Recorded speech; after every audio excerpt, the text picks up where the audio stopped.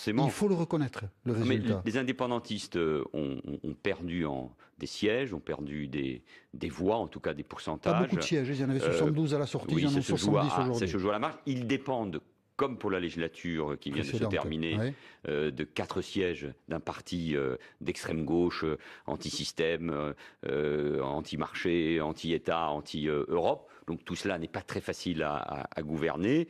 Et puis l'agenda indépendantiste lui-même s'est heurté à un mur. Les entreprises, 3000 qui sont parties, l'Union européenne qui a dit très clairement qu'il ne pouvait pas y avoir de voix indépendantiste pour la Catalogne, et du côté de l'État espagnol, par aussi le fait qu'on a appliqué de manière très ferme l'État de droit. Donc il n'y a pas vraiment de solution, il y a une forme d'impasse, et il faudra sortir de cette impasse, me semble-t-il, je le dis très modestement, et je ne suis pas un acteur de la vie politique espagnole, par le dialogue, par le respect, par l'écoute, par le fait qu'on abandonne un agenda indépendantiste, mais qu'on dialogue entre Barcelone et Madrid. Et puis je veux souligner la victoire, en tout cas, du parti Ciudadanos, qui est un parti jeune, anticorruption, centre-gauche, centre-droit, qui est arrivé en tête. Et c'est la première fois aussi en Catalogne qu'un parti national, qui a un pied et à Barcelone et à Madrid, emporte en siège et en voix, en tout cas, qui arrive en tête. Mais c'est une impasse préoccupante. Et il faudra malheureusement beaucoup de temps pour soigner les plaies. Donc vous parlez d'impasse, Emmanuel Valls. On va écouter le président sortant de la région catalane, Carlos Puigdemont, qui est à Bruxelles, on le sait. Il n'est pas retourné en Espagne, sinon s'il y retourne, il va en prison. Et on l'écoute, voilà ce qu'il disait hier soir. Qu'est-ce qu'ils n'ont pas compris encore? Il faut sans doute que le gouvernement espagnol fasse des gestes, permettre à Carlos Puigdemont de rentrer, ça n'a pas de sens qu'il soit à Bruxelles, et sans doute libérer des gens qui n'ont fait que pour seule action délictueuse de la politique. Oui, mais bon, l'Espagne est une démocratie, c'est un État de droit. Mais c'est curieux de voir des responsables politiques en prison. Il y a une justice indépendante, il n'y a pas de prisonniers politiques. À la justice désormais d'agir. L'article 155 de la Constitution espagnole, il y a le même d'ailleurs dans la Constitution allemande, interdit toute sécession d'une région. D'ailleurs, nous réagirions en France de la même manière. Il s'arrêtera quand le Parlement sera mis en place au mois de janvier. Ça a toujours été l'engagement ainsi du gouvernement et du Sénat, puisque c'est le Sénat espagnol qui a mis en place cet article. Donc oui, de toute façon, il n'y a pas d'autre choix. Il n'y a pas de majorité en voix pour les indépendantistes. Mais il y a une légitimation par les urnes quand même. Mais il y a des responsables qui ont été élus, bien évidemment. Ils étaient d'ailleurs déjà le gouvernement sortant. Ce qui a mis la Catalogne dans cette impasse, dans cette fracturation, c'est le projet indépendantiste. C'est la volonté de sortir de l'Espagne. Mais il n'y a pas d'autre voie que le dialogue. Mais le projet indépendantiste, lui, moi c'est ma conviction profonde, hein, je pense que je ne me trompe pas, il est mort face à la réalité. Mais après, il faut retrouver la voie du dialogue et de l'apaisement. Mais ça mettra du temps, parce que c'est pas qu'un problème politique, c'est un problème très profond dans la société catalane. Est-ce qu'il ne faut pas, Manuel Valls, pour en sortir, passer par un référendum, cette fois officiel et légal, pour trancher cette question une bonne fois pour toutes? Et là, certes, je suis un spécialiste, je connais le dossier. Vous êtes impliqué, mais en même temps, je suis prudent, mais comme Européen, je suis aussi respectueux des pays qui respectent l'état de droit. Je parle là de l'Espagne, je parle pas de la Pologne ou de la Hongrie, je parle de l'Espagne. La Constitution espagnole ne permet pas à une région d'organiser un référendum, y compris légal, pour en sortir. Et je ne crois pas d'ailleurs, mais ça je m'avance, que l'idée d'un référendum qui permettrait à une région seule, sans que le reste de l'Espagne vote, de sortir de l'Espagne serait une bonne chose. Donc je pense qu'il faut mettre de côté l'agenda indépendantiste et dialoguer. Il y a de quoi faire, y compris pour approfondir le statut, l'autonomie catalane. Dialoguer, ça suppose des concessions réciproques. Alors, bien sûr. Qu'est-ce que ça suppose de votre point de vue comme concession de la part du gouvernement espagnol? Mais moi je suis respectueux aussi quand même des responsables politiques espagnols qui ont la possibilité de dialoguer. Mais pour votre information, vous le savez, il y a une commission au niveau du Parlement espagnol avec les grands partis, le Parti populaire, Parti socialiste et Ciudadanos qui vient donc de remporter cette élection, que j'ai soutenue d'ailleurs dans cette campagne. Il y a une commission pour réfléchir à une réforme de la Constitution, celle de 1978, qui est au cœur du pacte démocratique espagnol et qui est particulièrement démocratique et progressiste. Donc il y a des revendications fiscales, enfin de gestion de l'impôt pour la Catalogne pour être au même même niveau que le Pays Basque. Donc j'imagine qu'il y a de quoi discuter. Mais pour discuter, il faut se comprendre et il faut apaiser. Donc il y a plusieurs semaines avant qu'on mette en place le Parlement catalan et le nouveau gouvernement catalan. Ça va mettre du temps. Ce parti d'extrême gauche avait exigé d'ailleurs un agenda indépendantiste et sécessionniste aux indépendantistes, aux autonomistes, aux catalanistes désormais de prendre leurs responsabilités, de trouver eux aussi la voie de l'apaisement, même si le dialogue il est forcément réciproque. Vous disiez craindre il y a quelques minutes, Manuel Valls, des incidences en Europe. En France, les Corses ont voté il y a quelques semaines. Les nationalistes ont remporté les élections régionales, 56% des voix. Est-ce que vous craignez des incidences également en Corse sur la situation, sur l'évolution de la Corse dans les l'Europe est fragile avec le Brexit, avec les gouvernements qui mènent des politiques très égoïstes, d'ailleurs, comme la Pologne ou la Hongrie. D'ailleurs, je me félicite que l'Union européenne ait lancé un avertissement très, très puissant à l'égard du gouvernement polonais. Il y a la constitution tout de même d'un gouvernement avec l'extrême droite en Autriche, c'est inquiétant. Vous savez toujours qu'il y a une revendication particulière en Italie du Nord. Et en France, on peut connaître ce type de système, même si nous avons une autre histoire. La Corse, c'est différent.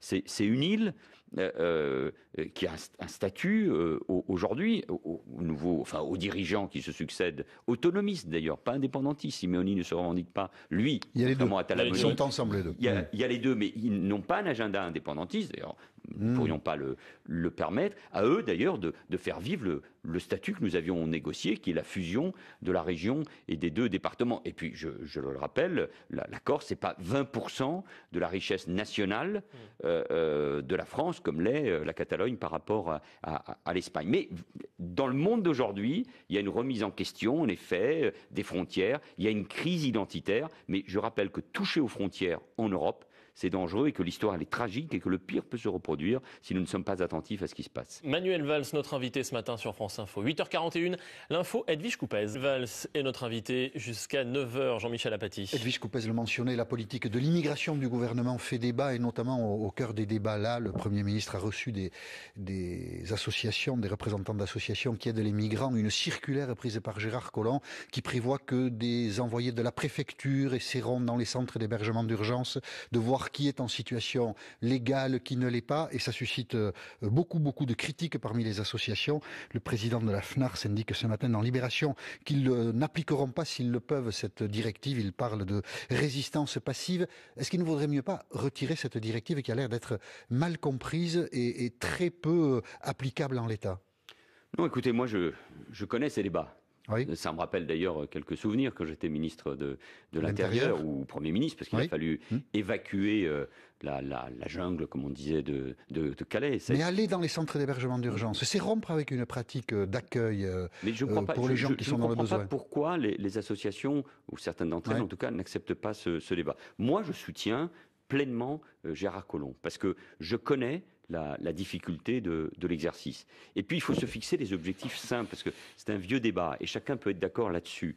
Nous devons à tout prix maintenir, préserver le droit d'asile. C'est un droit universel, c'est un droit constitutionnel, et c'est la générosité vis-à-vis de ceux qui fuient la guerre, la torture, la persécution. Pour faire vivre le droit d'asile, il faut pleinement distinguer ceux qui ont droit à l'asile, ceux qui ensuite sont déboutés du droit d'asile et qui seront normalement et logiquement, de manière humaine, mais renvoyés dans leur pays, et aussi bien distinguer l'asile de l'immigration. La circulaire, c'est autre chose. Je voudrais vous ramener à la circulaire.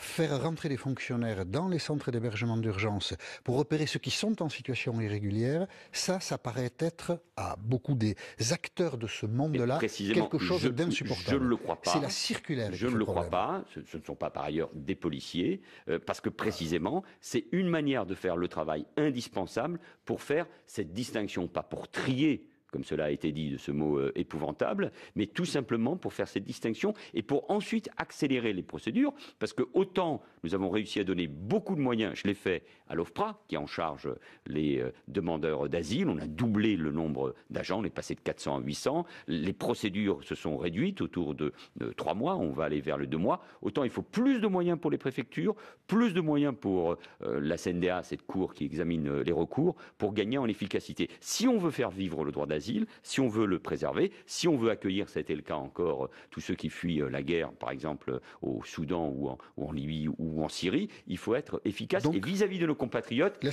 faut être clair. La circulaire, c'est pas un problème. Je pense que la circulaire, il faut la maintenir. Et puis, il faut là aussi de l'autorité de l'État. Et je trouve que le ministre de l'Intérieur, Gérard Collomb, l'incarne bien. Sur l'immigration, nous avons comparé les propos que tenait Nicolas Sarkozy quand il était président de la République aux propos que tient aujourd'hui Gérard Collomb, ministre de l'Intérieur. Regardez le résultat.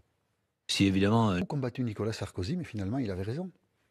Mais sur ces questions-là, et avec un peu d'expérience qui est la mienne, au-delà des mots, des postures, oui, il y a forcément des continuités. Oui, parce qu'il s'agit de faire vivre le droit d'asile. La politique qu'a inaugurée Nicolas Sarkozy et la politique que mène aujourd'hui le gouvernement d'Édouard Philippe. C'est la même chose, c'est les mêmes principes et donc la politique que vous avez menée. Mais il y a forcément une continuité. Après, il y a des choix qui peuvent être différents. Je pense, et chacun le dit, et le président de la République l'a encore rappelé, on a besoin d'une politique très puissante vers l'Afrique. Très puissante.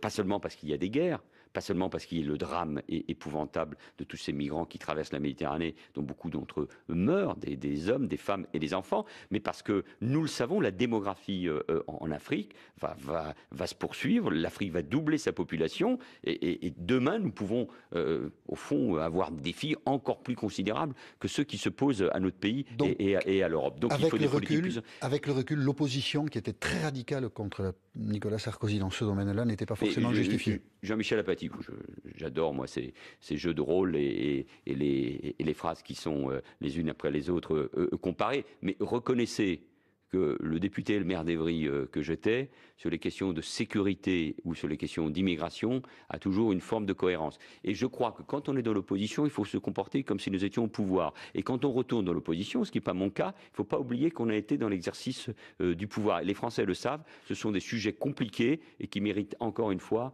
de la méthode, de la détermination. Et puis surtout, si on veut rendre l'action publique efficace, à ce moment-là, ceux qui doivent être reconduits à la frontière, parce qu'ils sont déboutés du droit d'asile ou parce qu'ils n'ont pas de papier, oui, ils doivent être reconduits à la frontière. Ça nécessite beaucoup de moyens pour la police, la gendarmerie ou la police des airs et des frontières. Vous avez applaudi, Manuel Valls, l'éviction de Rokhaya Diallo du Conseil numérique au sein duquel elle avait été nommée. Vous avez édité un tweet au début de la semaine avec un seul mot sur ce tweet, normal, quant à son éviction. Et Rokhaya Diallo, qui est une militante qui se présente comme antiraciste, antiféministe, a dit ceci après son éviction.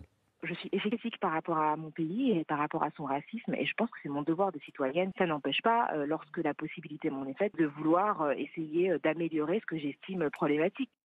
Je suis critique vis-à-vis de mon pays, mais quand l'occasion se présente, j'ai envie de l'aider, je suis une citoyenne. Mais chacun d'entre nous a le droit d'être critique. Quelquefois, on a l'impression que des choses qui sont dites n'ont pas le droit d'être dites. Non, elles sont dites, et Mme Diallo, comme bien d'autres, s'exprime, mais elle n'est pas que critique à l'égard de son pays. Elle parle, et ça, moi, c'est un propos qui me supporte, enfin, sur le plan des idées.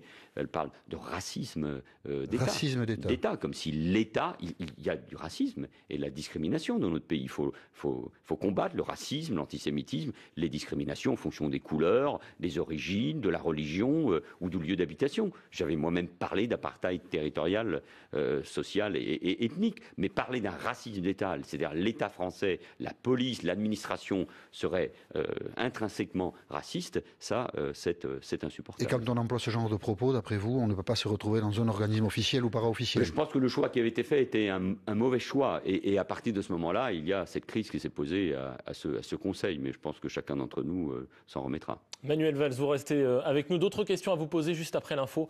8h50, Edwige Coupez. Invité ce matin, Jean-Michel Apathy. L'élégance est une vertu dans la vie sociale en général et dans la politique en particulier. Édouard Philippe a été pris dans une polémique au début de la semaine. On lui reproche d'avoir dépensé 350 000 € pour avoir affrété un avion privé qui le ramenait, lui, sa délégation de Tokyo à Paris. Tokyo après avoir fait Nouméa à Tokyo sur un avion militaire, mais trop inconfortable, d'où la location de l'avion privé. Et pour se défendre, Édouard Philippe a dit bon, d'accord, j'ai dépensé un peu d'argent, mais il y en a d'autres qui en ont dépensé plus. Il parle de son prédécesseur à Matignon. On écoute Édouard Philippe. C'est nettement moins cher parce que le voyage n'était pas identique. Le prédécesseur, en l'occurrence, c'est vous et pas Bernard Cazeneuve. Ah oui, bien sûr, vous avez raison. Ah oui, il y a eu quelqu'un dans l'intervalle. Je crois qu'il pensait à moi. Non, c'est vrai. Mais il pensait à vous. Oui, ça, il pense à vous. Je suis le Premier ministre avant lui à être allé en Nouvelle-Calédonie. C'est pas sympa d'avoir fait ça quand même. Oh, j'en ai parlé avec lui. Bon. Vous en avez parlé, qu'est-ce que vous lui avez dit? Non, mais je lui ai dit ce que j'ai dit publiquement. D'abord, c'est très difficile à calculer. Et deuxièmement, c'est très cher. Oui, que, tout le monde en convient. Parce que tout le monde en convient. Moi, j'ai pris, mais c'est ainsi, j'avais la chance d'avoir ce qu'on appelle l'avion présidentiel qui est plus confortable à l'aller comme au retour. Oui. Mais ce n'était pas tout à fait le même déplacement puisque j'ai prolongé mon déplacement en Nouvelle-Zélande et en Australie. C'est pas très fair-play d'avoir sorti cet argument. Édouard Philippe est fair-play d'une manière générale. Ça vous a agacé quand même? Je m'en rappelle. Non, rien ne m'agace, vous savez. Si. Il y a plein de choses qui vous agacent, mais vous le cachez bien ce temps-ci. Non, mais par exemple, il a rappelé il y a quelques jours à l'Assemblée nationale et fait applaudir l'hémicycle. Il a rappelé mon combat contre le racisme et l'antisémitisme. Donc, je retiens cette élégance. D'accord, vous retenez cette élégance et moi je retiens que vous lui avez dit quand même, c'est pas sympa d'avoir fait ça. Vous lui avez dit comme ça? Je lui ai dit mieux que ça, avec élégance. Vous lui avez dit avec élégance. Sur le fond. Sur le fond, voilà. 350 000 € Manuel Valls pour gagner 2 heures de trajet et un peu de confort, est-ce que c'est justifié? Mais écoutez, moi, de toute façon, aux yeux des Français, aux yeux de celui qui gagne le SMIC, qui est au RSA, non, c'est pas la question. Qui a un petit salaire, ces sommes en soi sont déjà... Non, c'est pas la question de la somme, c'est la question de la facilité avec laquelle on dépense l'argent public. Voilà. Il y a un problème d'agenda qui a été mal calé, on va dépenser 350 000 € pour corriger ce qui a été mal fait. Ceux qui gouvernent ont droit à pouvoir revenir d'un aussi long déplacement, 4 jours en Nouvelle-Calédonie, 7 ans, il faut une grande concentration. Le dossier, je le connais bien, je préside une mission à l'Assemblée nationale sur la Nouvelle-Calédonie, est extrêmement complexe. Le Premier ministre a le droit, et lui et son équipe, la polémique ne vous paraît pas justifiée? Elle me paraît. Je la comprends dans le monde dans lequel nous vivons et avec l'attention qu'il faut porter, bien sûr, à la dépense publique. Mais elle me paraît pas justifiée, non. Vous soutenez Emmanuel Macron. France Info rendait public hier un sondage au Doxa. Emmanuel Macron retrouve un regain de popularité, ce qui est assez rare dans l'histoire des présidents de la République. Quand on commence à perdre le contact avec l'opinion publique, en général, c'est durable. Ça n'est pas le cas d'Emmanuel Macron. Mais ce sondage disait aussi, puisque vous le soutenez, c'est intéressant d'avoir votre opinion, qu'Emmanuel Macron, c'est vraiment le président des riches. Trop de réformes en direction des riches. C'est embêtant, ça, à votre avis ?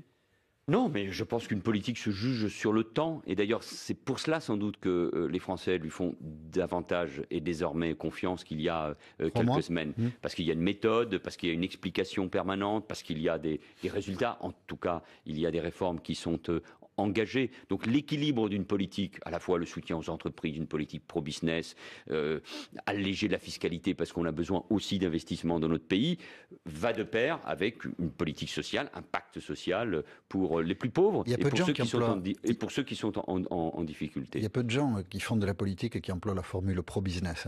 Vous le faites sans complexe. Oui, parce que je pense qu'il faut soutenir les entreprises. Il faut que notre pays soit un pays avec beaucoup d'investissements étrangers. Et je l'avais dit d'ailleurs dans tous mes déplacements à l'étranger comme Premier ministre, oui, nous sommes un pays pro-business. Et notamment avec ce qui se passe à Londres avec le Brexit, accélère sans aucun doute ce mouvement. Mais il faut penser, bien sûr, à ceux qui ne verront pas les fruits de la croissance, à ceux qui ne sont pas formés, qui ne trouveront pas un emploi qui correspond à leur formation aujourd'hui. Il ne faut pas être que le président des riches. À ceux qui sont sortis depuis longtemps du marché du travail. Je pense par exemple qu'il faut une réforme puissante pour avoir des outils de lutte contre la pauvreté plus performants, qu'il faut au fond un seul minima social et qu'on réunisse, qu'on simplifie les minima sociaux pour gagner en efficacité. C'est un bon président, Emmanuel Macron ? Moi, je pense que c'est un président qui correspond aujourd'hui à ce que les Français attendaient. Il est meilleur que le précédent ? On sortait d'une période... C'est pas une bonne question ? Si, mais je vais vous répondre. Ah, c'est gentil. On sort d'une période longue, marquée à la fois par la crise économique. On en sort, grâce au contexte mondial, européen aussi. Et on en profite moins que les autres pays européens. Et au choix que nous avons fait avec François Hollande, le pacte de stabilité... Ces résultats sont un peu les nôtres, c'est ce que vous nous dites. Oui, mais... De toute façon, tant qu'il y a un niveau de chômage élevé, il ne faut pas faire de cocorico. Et les choix qui sont en train d'être faits, c'est pour rattraper le retard par rapport à d'autres pays. Et en même temps, il y avait aussi un rejet des responsables politiques. D'où les élections du mois de mai et du mois de juin. Et une volonté très forte d'incarnation. Donc, de ce point de vue-là, je trouve que Emmanuel Macron incarne bien. Et donc, c'est dit. Meilleur que le précédent ou pas? J'ai travaillé avec François Hollande pendant 5 ans et vous ne m'entendrez jamais dire quelque chose de désagréable à l'égard de François Hollande. Pratiquer le pardon de beaucoup d'offenses ce matin. Et c'est bientôt Noël. La vie, c'est des montagnes russes. Oui. Il y a un an, Manuel Valls, regardez. Oui. Vertigineux, hein? Oui, mais